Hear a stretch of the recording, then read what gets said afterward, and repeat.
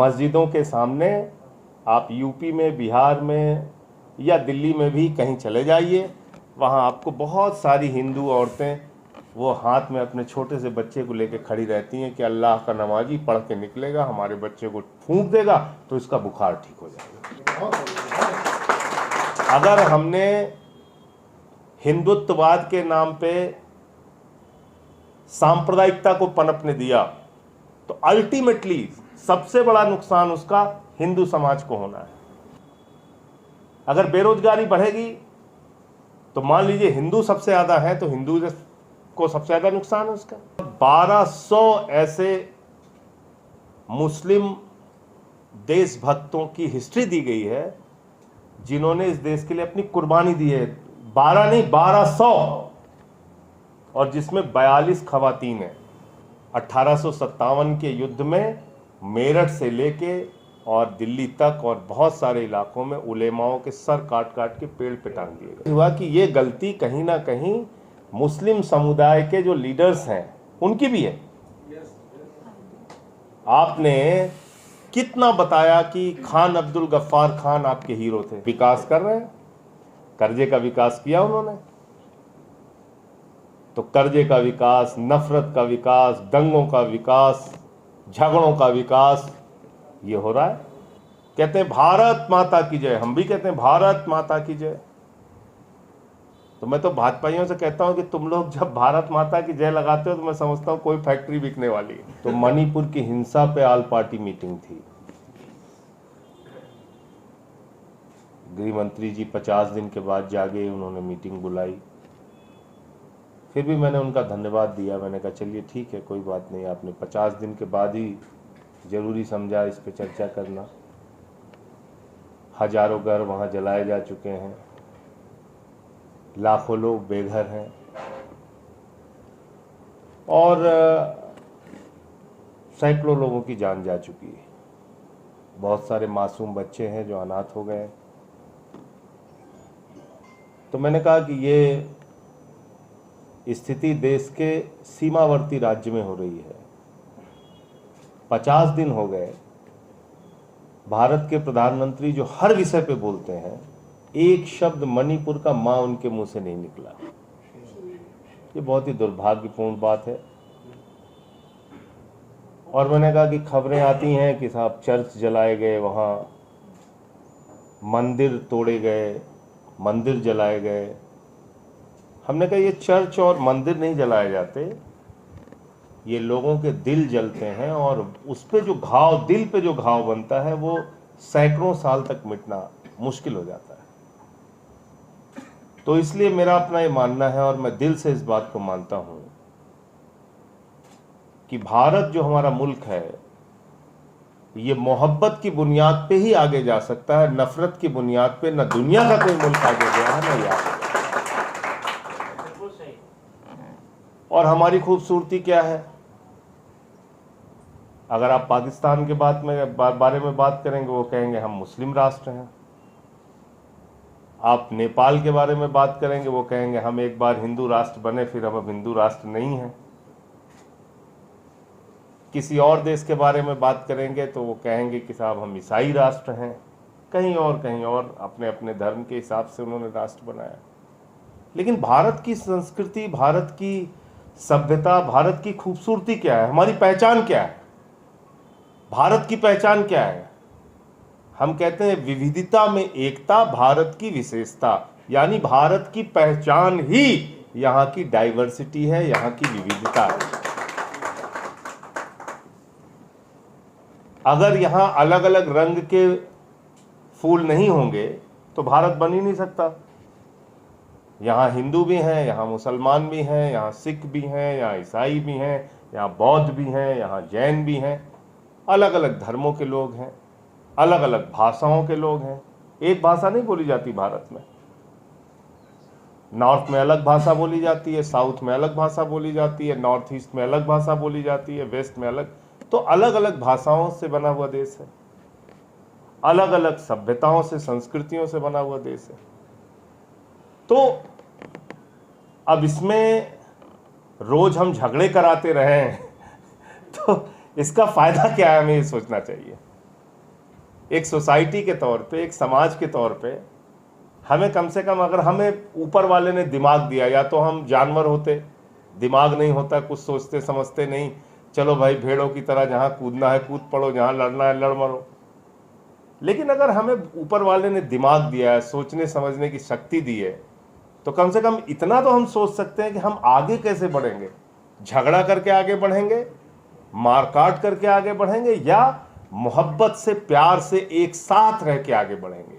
इस मीटिंग में देखिए हमारे सिख भाई भी हैं, हिंदू भाई भी हैं, मुसलमान भाई भी हैं, हो सकता है क्रिश्चियन धर्म को मानने वाले लोग भी हैं। तो भारत की जो खूबसूरती है, एक प्रोग्राम में मैं गया तो मुझसे कहने लगे कि साहब हिंदू राष्ट्र के बारे में आप क्या सोचते हैं? तो हमने कहा भारत के संविधान के बारे में आप क्या सोचते हैं? Very nice. तो कहने लगे कि भारत का संविधान तो सारे लोग मानते हैं।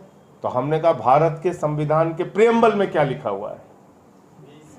तो कहने लगे कि साहब आप कहना क्या चाहते हैं? हमने कहा भारत के संविधान की जो मूल आत्मा है, उसका प्रियम्बल जो है, उसमें क्या लिखा हुआ है? उसमें लिखा है भारत एक सेकुलर राष्ट्र है, भारत एक धर्मनिरपेक्ष राष्ट्र है, यहाँ सभी धर्म के लोग आपस में एक साथ मिलकर समान अधिकार के साथ रह सकते हैं। ये हमारे कॉन्स्टिट्यूशन का प्रियम्बल कहता है। आप कॉन्स्टिट्यूशन मानते हैं कि नहीं मानते हैं?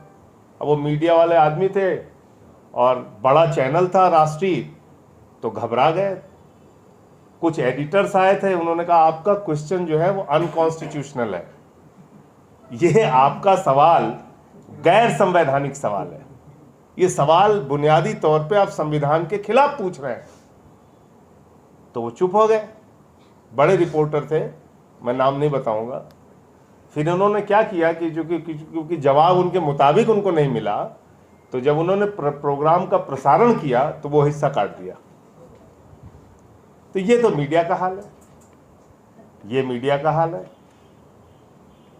भारत का संविधान जिसके ऊपर हाथ रखकर भारत के प्रधानमंत्री से लेके एक एक सांसद और विधायक शपथ लेते हैं, हमारी प्रतिबद्धता सबसे पहले उस संविधान के प्रति है जो बाबा साहब डॉक्टर अम्बेडकर ने। और कोई भी इसको छेड़छाड़ करने की कोशिश करे, उसके खिलाफ हमें खड़ा होना है। दिल्ली के कॉन्स्टिट्यूशनल राइट छीने गए, सुप्रीम कोर्ट ने फैसला दिया, उस अधिकार को छीना गया।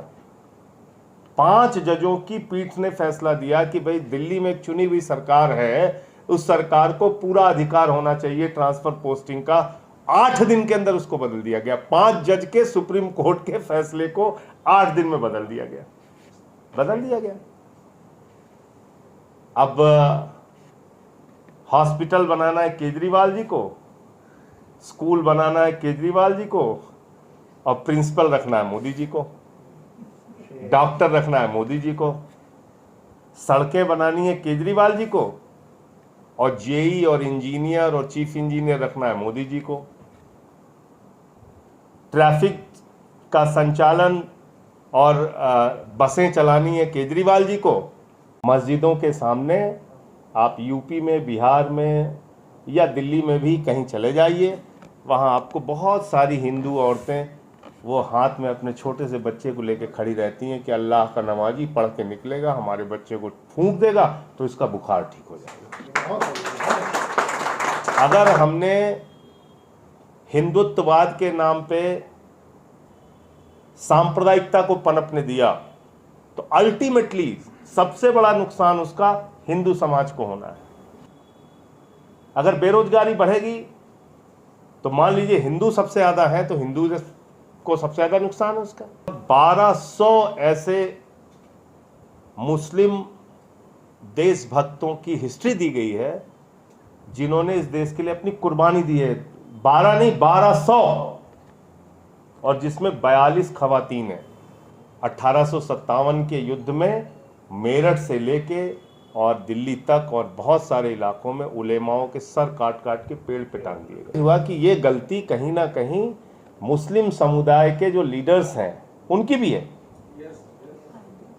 आपने कितना बताया कि खान अब्दुल गफ्फार खान आपके हीरो थे, विकास कर रहे हैं, कर्जे का विकास किया उन्होंने। तो कर्जे का विकास, नफरत का विकास, दंगों का विकास, झगड़ों का विकास ये हो रहा है। कहते हैं भारत माता की जय, हम भी कहते हैं भारत माता की जय। तो मैं तो भाजपाइयों से कहता हूं कि तुम लोग जब भारत माता की जय लगाते हो तो मैं समझता हूं कोई फैक्ट्री बिकने वाली है। तो मणिपुर की हिंसा पे ऑल पार्टी मीटिंग थी। गृह मंत्री जी 50 दिन के बाद जागे, उन्होंने मीटिंग बुलाई। फिर भी मैंने उनका धन्यवाद दिया। मैंने कहा चलिए ठीक है, कोई बात नहीं, आपने 50 दिन के बाद ही जरूरी समझा इस पे चर्चा करना। हजारों घर वहां जलाए जा चुके हैं, लाखों लोग बेघर हैं और सैकड़ों लोगों की जान जा चुकी है। बहुत सारे मासूम बच्चे हैं जो अनाथ हो गए। तो मैंने कहा कि ये स्थिति देश के सीमावर्ती राज्य में हो रही है। 50 दिन हो गए, भारत के प्रधानमंत्री जो हर विषय पे बोलते हैं, एक शब्द मणिपुर का मां उनके मुंह से नहीं निकला। ये बहुत ही दुर्भाग्यपूर्ण बात है। और मैंने कहा कि खबरें आती हैं कि साहब चर्च जलाए गए, वहां मंदिर तोड़े गए, मंदिर जलाए गए। हमने कहा ये चर्च और मंदिर नहीं जलाए जाते, ये लोगों के दिल जलते हैं और उस पे जो घाव, दिल पे जो घाव बनता है वो सैकड़ों साल तक मिटना मुश्किल हो जाता है। तो इसलिए मेरा अपना ये मानना है और मैं दिल से इस बात को मानता हूं कि भारत जो हमारा मुल्क है, ये मोहब्बत की बुनियाद पे ही आगे जा सकता है। नफरत की बुनियाद पे न दुनिया का कोई मुल्क आगे गया है, न ये आगे गया। और हमारी खूबसूरती क्या है? अगर आप पाकिस्तान के बारे में बात करेंगे, वो कहेंगे हम मुस्लिम राष्ट्र हैं। आप नेपाल के बारे में बात करेंगे, वो कहेंगे हम एक बार हिंदू राष्ट्र बने, फिर हम अब हिंदू राष्ट्र नहीं हैं। किसी और देश के बारे में बात करेंगे तो वो कहेंगे कि साहब हम ईसाई राष्ट्र हैं। कहीं और अपने अपने धर्म के हिसाब से उन्होंने राष्ट्र बनाया। लेकिन भारत की संस्कृति, भारत की सभ्यता, भारत की खूबसूरती क्या है? हमारी पहचान क्या है? भारत की पहचान क्या है? हम कहते हैं विविधता में एकता, भारत की विशेषता। यानी भारत की पहचान ही यहाँ की डाइवर्सिटी है, यहाँ की विविधता है। अगर यहाँ अलग अलग रंग के फूल नहीं होंगे तो भारत बन ही नहीं सकता। यहाँ हिंदू भी हैं, यहाँ मुसलमान भी हैं, यहाँ सिख भी हैं, यहाँ ईसाई भी हैं, यहाँ बौद्ध भी हैं, यहाँ जैन भी हैं। अलग अलग धर्मों के लोग हैं, अलग अलग भाषाओं के लोग हैं। एक भाषा नहीं बोली जाती भारत में। नॉर्थ में अलग भाषा बोली जाती है, साउथ में अलग भाषा बोली जाती है, नॉर्थ ईस्ट में अलग भाषा बोली जाती है, वेस्ट में अलग। तो अलग अलग भाषाओं से बना हुआ देश है, अलग अलग सभ्यताओं से, संस्कृतियों से बना हुआ देश है। तो अब इसमें रोज हम झगड़े कराते रहें तो इसका फायदा क्या है? हमें ये सोचना चाहिए। एक सोसाइटी के तौर पे, एक समाज के तौर पे हमें कम से कम, अगर हमें ऊपर वाले ने दिमाग दिया, या तो हम जानवर होते, दिमाग नहीं होता, कुछ सोचते समझते नहीं, चलो भाई भेड़ों की तरह जहां कूदना है कूद पड़ो, जहां लड़ना है लड़ मरो।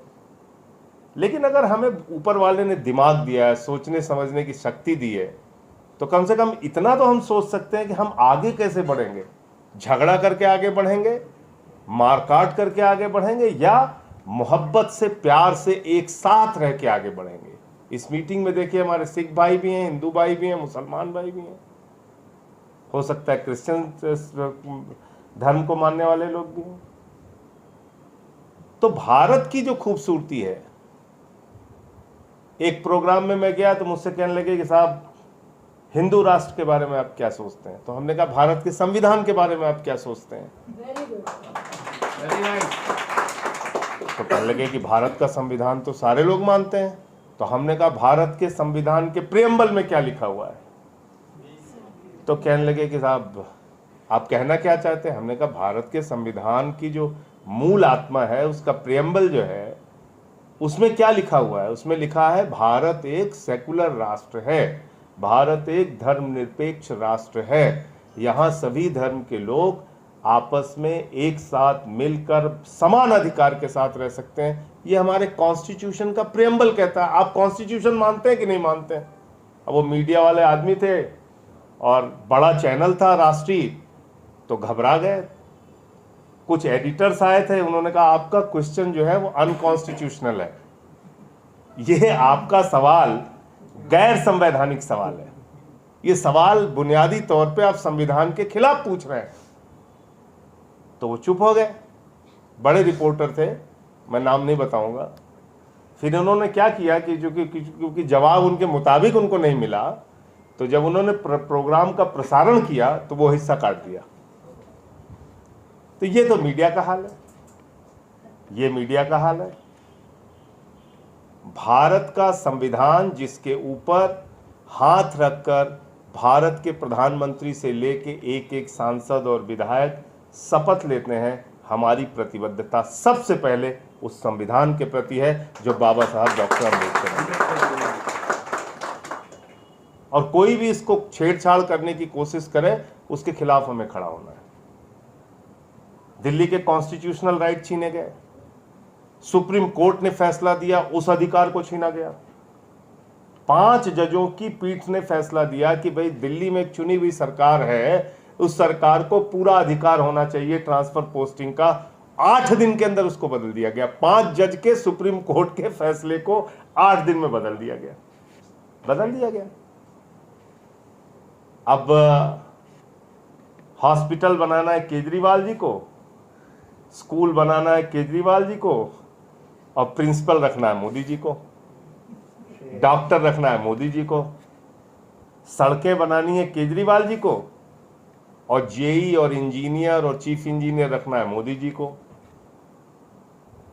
ट्रैफिक का संचालन और बसें चलानी है केजरीवाल जी को, और उसमें जो ड्राइवर से लेके कंडक्टर से लेके और ट्रांसपोर्ट डिपार्टमेंट के अधिकारियों को, तो ये है। ये इतना परेशान। अभी तो उन्होंने कह दिया जितने बोर्ड बनेंगे, वह बोर्ड से लेके सारे बोर्ड वो भी मोदी जी बनाएंगे, यानी कि उनका बैठा हुआ एलजी। हम नहीं बना सकते चुनी हुई सरकार। तो दिल्ली में 70 में से 62 सीट जिस पार्टी को मिली हो, उसके हर काम में रोड़ा अटकाना, हर काम में रोक लगाना। क्यों? क्योंकि मैं बार बार इस बात को कहता हूं, जो लोग आज देश की सत्ता में हैं वो दुनिया की सबसे बड़ी नफरत की फैक्ट्री हैं। अगर इस फैक्ट्री के ऊपर ताला नहीं लगाया गया तो ये मुल्क आगे नहीं बढ़ सकता। और इसको सबको मिलकर इस फैक्ट्री के ऊपर ताला लगाना पड़ेगा। अगर हम अपनी संस्कृति को, अपनी एकता को, अपने भाईचारे को, अपनी गंगा जमनी तहजीब को आगे लेके जाना चाहते हैं। ये एक ऐसा देश है, यहाँ आप चले जाइए अमृतसर स्वर्ण मंदिर में, आपको सभी धर्मों के लोग जाएंगे वहाँ पे मत्था टेकने के लिए। जाते नहीं जाते बताइए?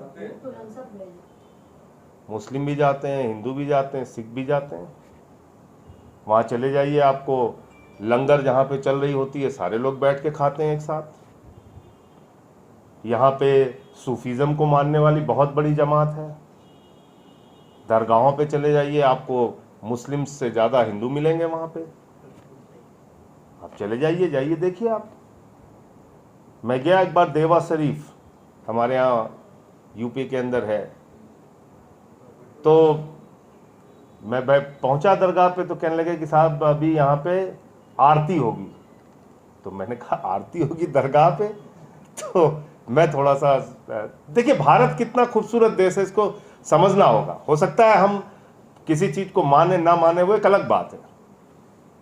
तो मैं खड़ा हो गया, तो एक समूह आता है, वो वहाँ पे आरती करते हैं कि वारिस तुम ही हो, कन्हैया तुम ही हो, मेरे जीवन नैया के खेवैया तुम ही हो, रखना मेरी लाज ऐ वन मुरारी, करूं वंदना जग के वारिस तुम्हारी। ये है हिंदुस्तान, ये हिंदुस्तान। हम किसी के प्रति अपनी श्रद्धा रखते हैं, उसको व्यक्त करने का हमारा तरीका अलग हो सकता है, हमारी उपासना पद्धति अलग हो सकती है, हमारी पूजा पद्धति अलग हो सकती है। हो सकता है आप 5 वक्त की नमाज पढ़ के ऊपर वाले को याद करते हैं, मैं मंदिर में जाके याद करता हूं, ये भाई साहब गुरुद्वारे में जाके याद करते हैं। कोई सूफीज्म के रास्ते में है तो वो दरगाह में जाके याद करता है, और कोई नास्तिक है तो वो किसी को याद नहीं करता। लेकिन सबको रहने का हिंदुस्तान में हक है, ये हमारी सोच होनी चाहिए कि कोई धर्म को मानता है या नहीं मानता है, लेकिन वो अगर हिंदुस्तानी है, इस देश के अंदर रहता है, तो उसको बराबरी के साथ रहने का हक है। गलत तो नहीं कह रहा हूं? संकट मोचन के मंदिर में बिस्मिल्लाह खान की शहनाई इस देश के अंदर बजती है। मलिक मोहम्मद जायसी जी पद्मावत लिखते हैं, हमारे जायस जो सुल्तानपुर से हमारे, जिसका जिक्र कर रहे थे अभी अरशद साहब, वहां से 70-80 किलोमीटर की दूरी पर। ये वो मुल्क है कि रसखान को पढ़कर हम भगवान कृष्ण के बारे में जानते हैं। कृष्ण को जानना है तो रसखान को पढ़ना ही होगा आपको। ये वो मुल्क है जहां मोहम्मद रफ़ी गाना गाते हैं, सुख के सब साथी दुख में न कोई, मेरे राम तेरा नाम एक साचा दूजा न कोई। अब इस पे तो चाहे आप ढंग झगड़ा करा दो कि मोहम्मद रफ़ी ने क्यों ऐसा लिख दिया है। तो अलग अलग तरह से लोग ईश्वर को याद करते हैं, ऊपर वाले को याद करते हैं। उसने तो नहीं कहा आपको झगड़ा करने के लिए, कहा है क्या झगड़ा करने के लिए? मस्जिदों के सामने आप यूपी में, बिहार में या दिल्ली में भी कहीं चले जाइए, वहाँ आपको बहुत सारी हिंदू औरतें वो हाथ में अपने छोटे से बच्चे को लेकर खड़ी रहती हैं कि अल्लाह का नमाजी पढ़ के निकलेगा, हमारे बच्चे को फूंक देगा तो इसका बुखार ठीक हो जाएगा। है कि नहीं उसका भरोसा? ये हमारा देश है, इस बात को हमें समझना होगा। एक ऐसा देश है जिसको कुछ लोग बिगाड़ने पे लगे हुए हैं, जिनका मकसद है कि सिर्फ झगड़े हो। मैंने तो उनका नाम भी रख दिया भारतीय झगड़ा पार्टी। मैंने कहा अपने मोहल्ले में मत बुलाया करो, नहीं झगड़ा हो जाएगा। और मैं तो सोचता हूं कई बार कि भाई रात में नींद कैसे आती इन लोगों को। भाई आप प्यार से रहिए, मोहब्बत से रहिए, आराम से जाके सोइए, घर में कोई चिंता नहीं। अब कोई आदमी नफरतों से भरा हुआ हो तो पंखा देख के भी रात में पता चला उस पर चप्पल फेंकने लगेगा। तो ये जो मानसिकता जो फैलाई जा रही है व्हाट्सएप के जरिए, टीवी के जरिए, सोशल मीडिया के जरिए। अब देखिए हम लोग हैं, अगर एक साधारण सा किसी, अभी जैसे मैं कह दूं कि आले मोहम्मद को जन्मदिन की बधाई, 500 गाली नीचे दे देते हैं। तो कितना वक्त है देखिए आप उनके पास गाली गलौज के लिए। कुछ भी मतलब आप कोई भी एक मतलब मौसम का हाल भी मैं डाल दूं तो उसमें भी गाली देने आ जाते हैं। इसी काम में लगे हुए हैं। ये मुल्क तरक्की कैसे करेगा, ये हम लोगों की चिंता का विषय है। आज कहां हम जा रहे हैं, और ऐसे जंजाल में हमें उलझा दिया गया है कि हम अपने बारे में सोच भी नहीं पाते, जरा सा भी नहीं सोच पाते। मुझे ये सबसे दुर्भाग्यपूर्ण बात लगती है कि हम अपने बारे में सोचने का वक्त ही नहीं पा रहे हैं। हम अपने बेटे के बारे में नहीं सोच पाते, उसके भविष्य के बारे में नहीं सोच पाते, इनकी शिक्षा के बारे में नहीं सोच पाते, रोजगार के बारे में नहीं सोच पाते। क्या दिन रात बस हिंदू मुसलमान सिख ईसाई, ये झगड़ा वो लड़ाई, यही चल रहा है। आज भारत की आर्थिक स्थिति के बारे में क्या इस देश के अंदर चर्चा नहीं होनी चाहिए? कितनी बड़ी उम्मीदों के साथ इस देश में एक सरकार आई, उसने कहा लाखों करोड़ रुपए काला धन मित्रों हम लेके आएंगे। कितना काला धन आया हिंदुस्तान में, आप बताइए मुझे। 15-15 लाख हर खाते में पहुंच जाएंगे। किसके खाते में 15 लाख पहुंच गया बताइए मुझे। कहा गया कि साहब 2 करोड़ नौकरियां हर साल नौजवानों को देंगे। अग्निवीर योजना लेके आए। अग्निवीर योजना, अगर मैं आपको यकीन से कह रहा हूं भारत की किसी दूसरी सरकार ने अब तक अग्निवीर योजना लाई होती तो ये भारतीय झगड़ा पार्टी पूरे देश में हंगामा कर रही होती। अग्निवीर योजना तो पढ़ा ही होगा आप लोगों ने। क्या है अग्निवीर योजना? 17 साल की उम्र में मैं सेना का जवान बनूंगा और 21 साल की उम्र में मैं सेना के जवान से रिटायर हो जाऊंगा। 17 साल की उम्र में मैं सेना का सैनिक बनूंगा और 21 साल की उम्र में मैं पूर्व सैनिक बन जाऊंगा। आप मुझे बताइए कि कब मेरी ट्रेनिंग होगी एक सैनिक के रूप में। अगर मान लीजिए कोई युद्ध की परिस्थिति आ गई तो मैं सीमा पे जाके कैसे लड़ाई लड़ूंगा, क्या मेरा प्रशिक्षण होगा। युद्ध के मामले में सेना के किसी अधिकारियों से पूछ लीजिएगा, संजय सिंह की बात मत मानिएगा। उनका कहना है कि 5 साल तक जो लोग फील्ड में सेना के जवान के तौर पे नौकरी करते हैं उनको हम लगाते हैं युद्ध के समय में। और आपने कह दिया साहब 4 साल की नौकरी होगी सेना के जवान की, 21 साल के बाद वो क्या करेगा। 6 महीने के उसके पास बंदूक चलाने की ट्रेनिंग है, उसके बाद आपने उसको बेरोजगार छोड़ दिया तो बंदूक चलाएगा घूम घूम के गलियों में। क्या करेगा बेरोजगारी की हालत में, मुझे बताइए आप। तो इस देश की सीमा की सुरक्षा के साथ आप विश्वासघात कर रहे हैं, भारत की सेना के साथ आप विश्वासघात कर रहे हैं। कहते हैं भारत माता की जय, हम भी कहते हैं भारत माता की जय। तो मैं तो भाजपाइयों से कहता हूं कि तुम लोग जब भारत माता की जय लगाते हो तो मैं समझता हूं कोई फैक्ट्री बिकने वाली है, कोई नंबर आने वाला है। कहते हैं भारत माता की जय, हम भारत की रेलवे बेचेंगे, steel authority of India limited बेचेंगे, कोल इंडिया बेचेंगे, बीपीसीएल बेचेंगे, एलआईसी बेचेंगे, बैंक बेचेंगे, स्टेडियम बेचेंगे, सड़क बेचेंगे, बिजली बेचेंगे, पानी बेचेंगे, भारत एयरपोर्ट बेचेंगे, सीपोर्ट बेचेंगे। भारत के 6.5 लाख करोड़ रुपए की संपत्ति को बेचने का प्रावधान सरकार के बजट में आया। कितनी चर्चा होती है इस देश के अंदर, बताइए आप। कितनी नौकरियां खत्म हो रही हैं इससे, कितनी चर्चा देश की मीडिया करता है इस बारे में। कोई चर्चा करता हो तो बताइए आप। बोले थे साहब हम किसानों को फसल का दाम 2 गुना कर देंगे, आज तक नहीं हुआ। हमारे देश के प्रधानमंत्री के एक सबसे करीबी मित्र हैं जिनके नाम पे पूरा हिंदुस्तान होता जा रहा है इस समय, उसी व्यक्ति के बाद आप चले जाइए आकाश में, जहाज उसका, आ जाइए जमीन पे, एयरपोर्ट उसका, चले जाइए समुद्र में, सी पोर्ट उसका, चले जाइए पाताल में, कोयला उसका, गैस उसका, बिजली उसकी, सड़क उसका, पानी उसकी, बैंक उसका, सब कुछ एक आदमी के नाम। और कर्जा कितना है मालूम है आपको? 2.5 लाख करोड़ रुपए का कर्जा एक व्यक्ति को मिला है। 2.5 लाख रुपए का नहीं सोच रहे, 2.5 लाख रुपए। आले भाई 2.5 लाख करोड़, मैं बोलूं तो लिख दो, जीरो जीरो लगाते लगाते थक जाओगे, जीरो लगाते लगाते थक जाओगे। 2.5 लाख करोड़ रुपए का कर्जा दिया उस व्यक्ति। कितनी चर्चा होती है हिंदुस्तान में। 2.5 लाख करोड़ रुपए हिंदुस्तान के नौजवानों को रोजगार देने के लिए लगा दिया जाए तो मैं समझता हूं कि इस देश से एक बड़े बेरोजगारी के संकट को आप खत्म कर सकते हैं। नहीं करना है तो इसलिए मैं आपसे ये कहना चाह रहा हूं कि आज पूरे देश को ऐसे मसलों में, भारत के प्रधानमंत्री जब प्रधानमंत्री बने तो उसके पहले 14 लोग भारत के प्रधानमंत्री बने। अब कितना विकास किया इन्होंने आप सोचिएगा, और इसको बताइए भी लोगों को। भारत के 14 प्रधानमंत्रियों ने मिलकर तो देश के ऊपर कर्ज का विकास किया 55 लाख करोड़ रुपए।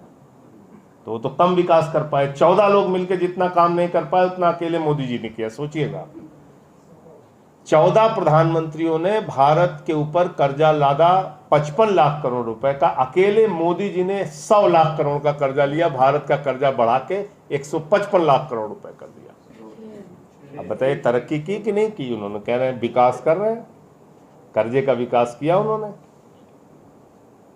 तो कर्जे का विकास, नफरत का विकास, दंगों का विकास, झगड़ों का विकास, ये हो रहा है। तो इसके खिलाफ